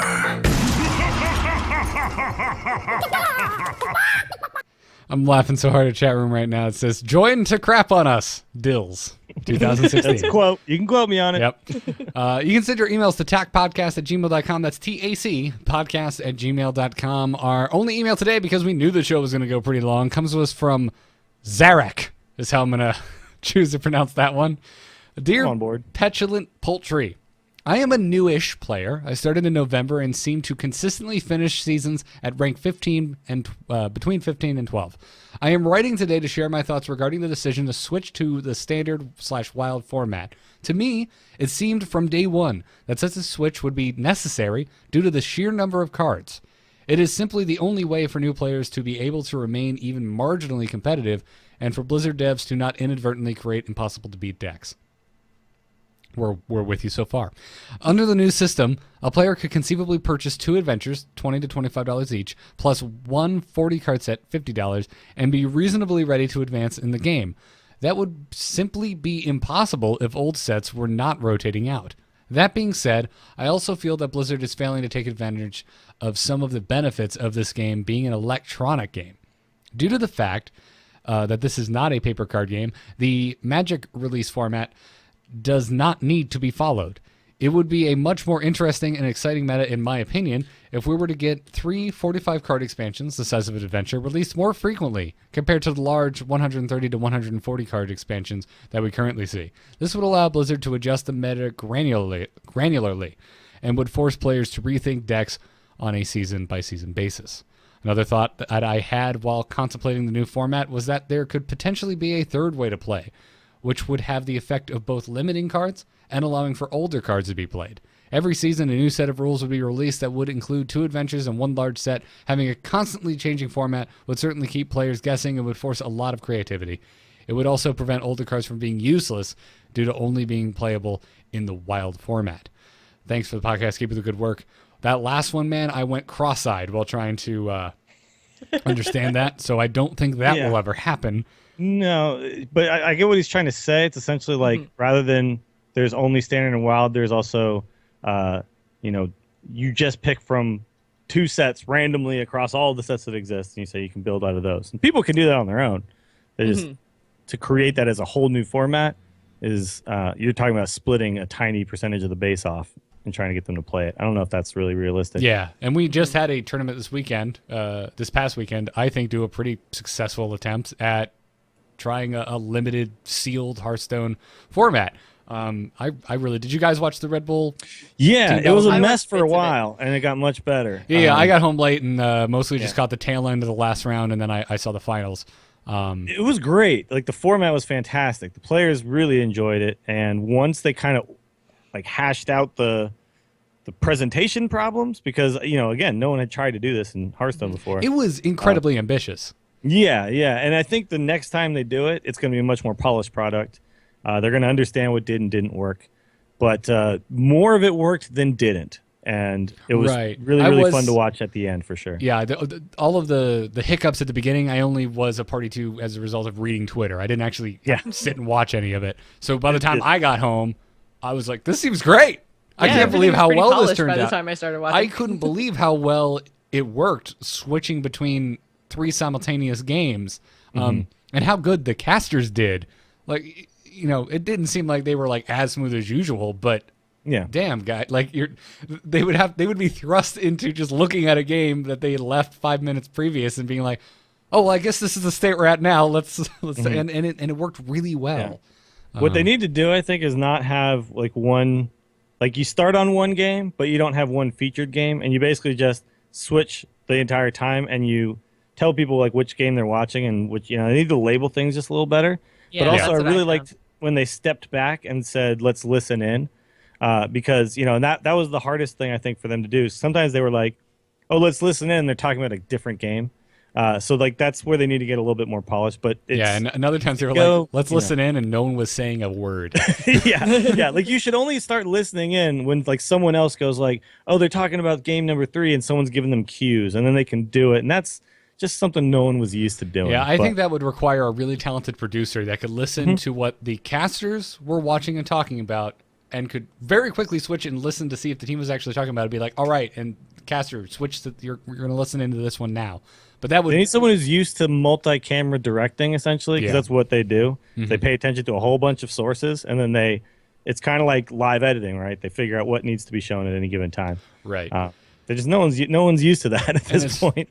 Yeah, no, you're At absolutely least no one right. in the Hearthstone esports scene. One day. And what was it? Yeah, as far as like the overlay and whatnot, I think it's not just because I do graphic design. A little more graphic design would go a long way. I think in explaining exactly what we're looking. Because when they were switching games, I'm like, who are we watching? And like, Yeah, on the exactly. left You side, have it's no like, all right, idea. we've got a hunter and a warrior. Where's the okay? And then who's playing the warrior? And on what team are they on? As far as I could tell, too, I think the casters were actually watching all 3 games at once, because there were a couple of times that I noticed that, like, Frodan would say, oh, and then he should totally play the Shredder here. And then it wasn't the game we were watching, and it wasn't the game that we switched to. And then Frodan would kind of get thrown off a little bit. And I'm just like, oh, man, I want to see that Shredder game.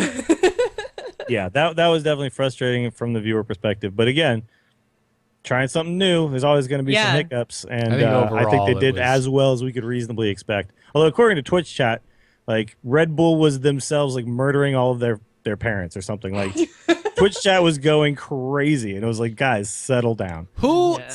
actually has Twitch chat open for a tournament that gets this many viewers? You might as well I try and do. read the Matrix. It's I just do. as I effective. find it hilarious. I like to see all the. I can't do it. Yeah, this is where you and I like I to see the are Bible thumps and the dongs and completely stuff. different people. Because I see Twitch chat, and I'm like, this is a mess. This is garbage. I'm getting nothing from this. What? This is like actively injecting heroin into my eye. It's one of those things you like don't pay attention to it. It's not like I'm sitting there trying to read every line of text. Oh man, It's it's just kind of like I lose so it much. exists in your realm of view. I right? lose Yeah. so much faith in humanity if I have Twitch chat open during anything that has over 500 viewers. I just don't think of Twitch chat as a real human being. I think of it as just a random internet troll, just a one of them that just types really fast. You know? But that's the problem, and it's not. It's a lot of people who are terrible. Anyway, Collectively, people are terrible though. yeah, Historically, that is true. You get enough people together, they become a hive mind cesspool of terribleness, This happened before especially when they're behind a wall of anonymity.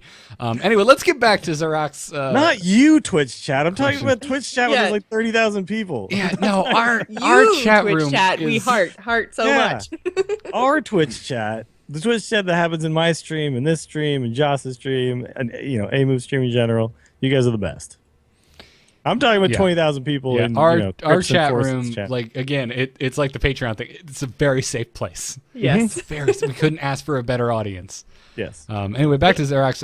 The first thing he pitched was, why not just always kind of have a 45 card expansion, but more of them with a little more frequency, as opposed to having a large 130, 140 card expansion. Which I do. I just want to finger up, sir. Magic expansions are even bigger than that. But that's neither here nor there. But no, he does make an interesting point that if they took all the cards they're going to release over a full year and just broke them up into much smaller sets, then you would get more frequent releases that would do smaller things, but more, the changes would still occur. You don't need that many cards to inject a pretty big change, and we've seen that from the adventures. However, you don't also get the ability to put out cards that kind of all are themed together. And I think a bigger release gives you that opportunity that a smaller release will never give you. Well, I mean, you could, but you would just have to. It'd be such a small set of You cards. would have to. though. Yeah. No, you'd have to communicate it ahead of time. It could be like this entire year. This is the theme. Like Yeah, okay. it's yeah. the year of Ice Crown, and everything could be like Northrend themed. But something like Goblins versus Gnomes, it was like we had a whole bunch of cards that all represented Goblins versus Gnomes. And TGT, we had a whole bunch of cards that all represented TGT. And if you were like, the next 3 sets are TGT, cool. That's fine. That also works. Yeah, So- and doesn't that make a lot more sense than saying it's the year of the Kraken? What the hell does that Yeah, mean? maybe. I'm picturing just all Kraken cards for 2016. Yeah, just like under the sea. North Sea Kraken, South Sea Kraken, West Sea Kraken, East Sea Yeah. They Kraken. pretty much straight up said, voice crack. They pretty much straight up said, I did it again, Again, that Dills. none of the Kraken, like Kraken means nothing. It's literally just Which to is too denote bad. this year. I know Missed you just. opportunity. I know you just had your birthday, Dills, and I apologize that I wonder what puberty beer is hitting you tastes so like. late. Oh man, this coffee? Oh, I've never had this before. I need to go to Target and get some pitbull medication. I'm not making fun of teenagers, by the way. That's actually how I talked when I was like. This is the 13. year of the Yeah. voice Kraken. Oh man. Oh damn it! That was great. So smaller card expansions. Yes. See, this is why our Yes. Twitch chat's awesome. Totally not. This is what happens when we have this much news to digest. By the end of the show, we're just like, yeah. Yeah. Right off the rails. Yep. I still got to do a whole nother show today. Damn Yeah. it. Can't Good luck with that. Can't wait till next week when we just switch it to Tuesdays. I know it's gonna be yeah, spacing. Oh, Spacing. It's wonderful! Absolutely wonderful. No, I don't disagree with that. I mean, honestly, me personally, I really like the 5-week rollout or 4-week rollout during adventures. That's a fun 4 weeks. I think it's okay, not- but I think You go yeah. grown somewhere else, Jocelyn. Sick of your naysaying. I would rather have everything all at once, but Ah, But sit- see, like I think there's merits to both because, like sometimes, like say with Blackrock Mountain, you would get like one dragon, and then you'd be like, "Well, I want to make a dragon deck." We'll wait till week 4, and that I don't think was that fun, and that's why I think sometimes depending on the flavor of the cards and what you're actually putting in the sets, there's different ways to do it, and different ways like have their merits in both yeah. scenarios. Well, I also It think would be that's just interesting to see an adventure. It wasn't not an adventure, but an expansion rollout like that, because more cards a week or whatever. Well, I also, I mean, that's just something wrong with Blackrock Mountain as a whole. I mean, I think, does anyone here disagree that was the weakest adventure by a landslide victory? Yes, I agree. Okay, gotcha. Out of the 3, Yes. it was the weakest. Yes. Yeah. Oh man, I remember I was so disappointed. I'm like, yeah, Dragon decks, and at the end I'm like, Dragon decks? Question mark? Wait But- till TGT. Yeah, and then it's like, oh my god, Dragon Priest, which is still one of my favorite decks in the game. But I don't know, I wouldn't be against it. I wouldn't be against having 140 cards dished out over 3 weeks. Like, why not have it, like, dish it out, but a much larger chunk of cards? I definitely liked the rollout for League of Explorers the most of all 3 adventures because it was more cards at a quicker pace. So, I don't know. Fine, don't agree with me. Sit in your No, town. I mean, I just think like there's no real wrong answer here. Like, however you give us cards, as long as you give it to us like, all the time, the meta continues to shake up. It's fine. I just, I really love the idea of like 40 to 50 cards every 2-ish months. I think would be great. A season of yeah. crazy while everyone figures things out, and then a season of kind of like a normal, not stale, but relaxed, settled out kind of a meta, Somewhat and settled. then shaken up again. Yeah. Although then you get into just the business model, and then you're not selling as many packs because way less chance that there's no way that works as a business model in terms of cracking packs. maybe. I mean, why not? Like if you're 'Cause there's only if you're 45 taking cards. 100 or you're taking a regular expansion that you release every like 4 months, and chopping it in half and releasing half every 2 months. Because then you're much better off buying a ton of packs at first so that you're almost guaranteed to have all of the first half. And then it's much shittier when there's more cards added into that pool. Well, I can see this, though. So you still need to get like 2 of the cards, right? So you'd still want to crack a bunch of packs. But I do see like it being less likely that I'll buy, say, like 40 cards or 40 packs, sorry, all at once, right? Because there's only if 45 if there's only 45 unique cards in that cards the set. first time. Yeah. And then when more get added, you have a much higher volatility of the cards you're going to get. And then you're going to feel terrible if you just get the same damn 45 that you already have. Well, no, but they wouldn't if they were doing it like separate sets. Like they would be separate. Yeah, packs. separate packs. Yeah, I was Not thinking like, separate here's packs. the I wasn't first, thinking like, a yeah. first half of TGT or Well, first then half that of You will get just 45 yeah. cards of TGT. Then the second time we release it, it's still just called the TGT pack. Yeah, and no, the third that's- time Well, it's that'll still just called be TGT pack. objectively easier to accrue all of the cards needed because there's only 45 and much less much less chances for you to not get the cards you're trying to get because there's only It would be 45 more unique cards you positive can for the find. players for sure. But I don't know. Depends on if Blizzard would be hurting if they miss that much money, or if it's more worth it to have the game be more interesting and maybe keep more players involved. And maybe I don't buy packs ever because I just feel like I'll never earn all the cards. So maybe there's players who don't ever buy packs just because there's too much to earn. I don't know. I don't know exactly how it would break down. If I was designing a game, I would never design it that way. I'd be like, "Are you crazy? We'll make no money." So, and No, that- that has merit too. But I know we I don't think we frequently know for don't sure. don't discuss decisions made for the game strictly as a business decision, but that's Yeah. clearly that is a factor, and that would Oh, absolutely. I mean, That'd be that's why Blizzard isn't going to do things like sell you pre-made decks and stuff like that. Like, I don't know, buy some packs, man. That's how we get money. Yep. But like, I have a lot of cards on my EU account without really ever spending money, except for buying the 2 or the 3 adventures, right? right. So it's totally possible, even in its current model, to never spend money and have a decent amount of cards. It would probably be easier in this type of format, and it would probably be harder for them to find a way to monetize it effectively. But again, like we don't know the numbers. It might be just the same. It might actually not be completely different at all. Yeah, and I'm not saying that they don't they don't support free to play or anything like that, or that they're strictly greedy. It's just that you do want to, if you're making a product like this, you want to give your consumer the chance to drop a lot of money if they want Just spend to. money. Yeah, Right. absolutely. You definitely don't want to minimize your profit while still making a good game and have it be accessible to players on a I budget. don't know exactly how the numbers would break down. It'd be interesting. So if somebody out there knows and can figure out that, Yeah. like how many packs would We you buy must if have they a get stats all the person. cards at once, or if they gave them out 45 at a time? How would that actually work out as far as buying packs? Well, it's still statistic. I mean, you could be horrendously unlucky and buy 20 packs and all 20 have by the your same 5 logic, cards. people will buy less packs. Right. Yeah. So, but is that logic sound? I don't know. Yes. Because- I'd like to know that. Yes, it Yeah. is. I'm guaranteeing you, with a smaller Are you- pool of well, okay. cards, Give you us have the to math, buy then. less packs to Give get us the math guy. a significantly higher chance of getting all the cards you need in less packs. The higher the card, the think that's more true. card. You're Not so necessarily. wrong.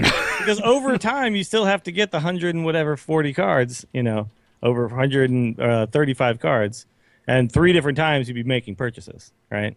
So, yes, I agree. If you bought more than the percentage, right, so if you bought, there's 45 cards, you bought more packs than you needed to get that many cards, like there's less chance of doubles, yes. But it doesn't necessarily mean that, like, after all 3 have been released, over the 3 releases, you bought less packs. It doesn't necessarily mean that. But that's what I'm saying. Someone do the math. Yeah. 'Cause Yeah, I'm not gonna exactly. do it. I I'm not feel gonna do like it. I feel like as a consumer, when I if see it. I'm looking at Blizzard's store and I'm buying packs, I'm probably going to buy when a new expansion comes out, whatever the biggest group of packs is. So it's what, 50 packs for $60 right now? But- so if I do that once per 45 card expansion or 50 card expansion or whatever, then I'm doing that 3 times. If I do that, if they release 130, 140 cards together, I might do that twice.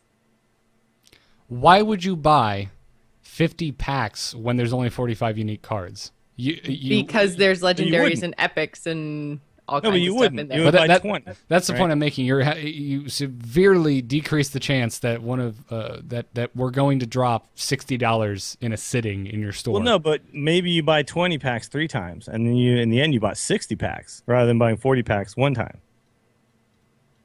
That's a bigger risk to take because you're letting people have the chance to not spend that much money all at once.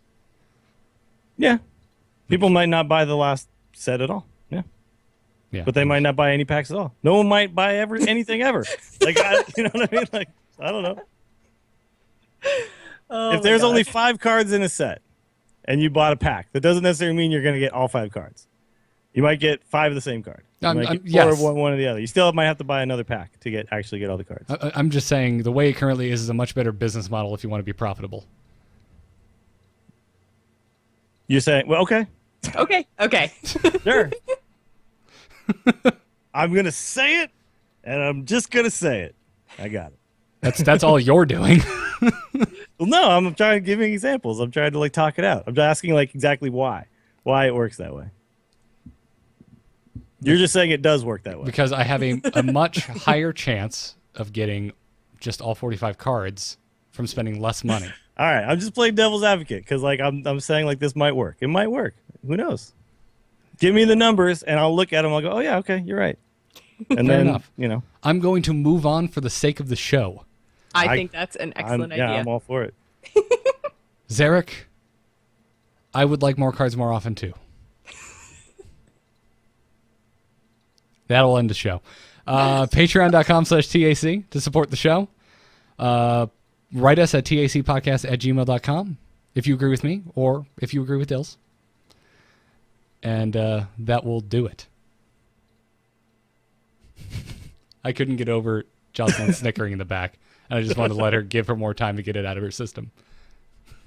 Oh, I'm good to go. I don't know what's wrong with you guys. Yeah, I got nothing in my system, man. Yeah, My no, system I'm- cleared. We're good. Cool. Anyways, keep bringing us iTunes reviews. We appreciate those. Find us on YouTube at youtube.com/AMOVTV. All of the other shows at AMOV.tv. Thanks to our Patreon producers, Declan H and LVE. Get our coffee mugs, pint glasses, all that jazz. bit.ly/AMOV store. It's made by a listener, Barbecue Master. He makes awesome stuff. Go check it out. Follow us on Twitter at TAC Podcast. Reminder, next week, starting next week, Tuesdays at 4 p.m. Eastern is when we'll be doing the Angry Chicken from now on, unless something weird happens. And weird things have been happening lately. But you know what the best place to keep up to date is the Twitter account. So follow us at TAC Podcast so I can stop reading the 5,000th email about why isn't the Angry Chicken up on Stitcher.